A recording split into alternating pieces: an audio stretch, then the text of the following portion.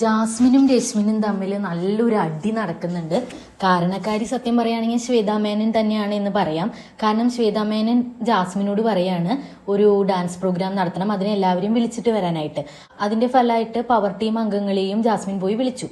എന്നാൽ അവർ വരാൻ തയ്യാറായില്ല. ഒബ്വിയസ്ലി അവർക്ക് അതിന്റെ ആവശ്യമില്ല. കാരണം ഗസ്റ്റിനെ പ്ലീസ് ചെയ്യേണ്ടതും അവരിൽ നിന്ന് കോയിൻ കളക്ട് ചെയ്യേണ്ടതും ബാക്കിയുള്ള കുടുംബാംഗങ്ങളാണ്.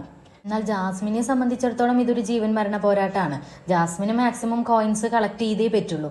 അതുകൊണ്ട് തന്നെ പരമാവധി അവരെ നിർബന്ധിക്കുന്നുണ്ട് ജാസ്മിൻ. അതും ഒരു റോബോട്ടായിട്ട് പോയിരിക്കൂ പോയിരിക്കൂ പോയിരിക്കൂ എന്ന് പറഞ്ഞിട്ട്. അപ്പോഴൊക്കെ അൻസിബ ആയാലും രശ്മിനായാലും പ്രത്യേകിച്ച് അൻസിബ ജാസ്മിനെ കളിയാക്കി വിടുകയാണ് ചെയ്തത്. അവസാനമാണ് ജാസ്മിൻ പോയിട്ട് ആ ഗ്യാസ് ഓഫ് ചെയ്യുന്നത്. ആ സമയത്ത് രശ്മിനും അൻസിബയും കുക്ക് ചെയ്യായിരുന്നു.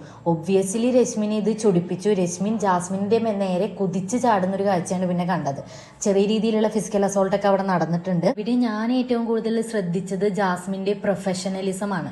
അതായത് ഇങ്ങനൊരു അടി ഉണ്ടായതിനു ശേഷം ജാസ്മിൻ ആ ക്യാരക്ടർ വിടാതെ ഒരു റോബോട്ടായിട്ട് തന്നെ പറഞ്ഞുകൊണ്ടേയിരുന്നു പോയിരിക്കി അവിടെ പോയിരിക്കി അവിടെ പോയിരിക്കി എന്ന്.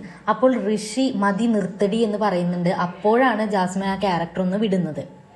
ഇതിന്റെ ബാക്കി പത്രമായിട്ട് നോറയും ജാസ്മിനും തമ്മിലൊരു തല്ലുണ്ടാക്കുന്നുണ്ട്.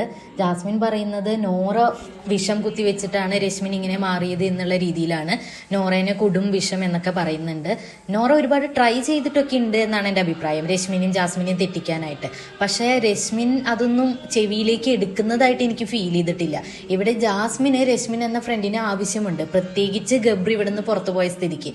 അതുകൊണ്ട് തന്നെ രശ്മിൻ ഇനി എന്ത് ചെയ്താലും നോറേനെ പറഞ്ഞ് സേഫ് ആവാനേ ജാസ്മിനും ട്രൈ ചെയ്യുള്ളൂ.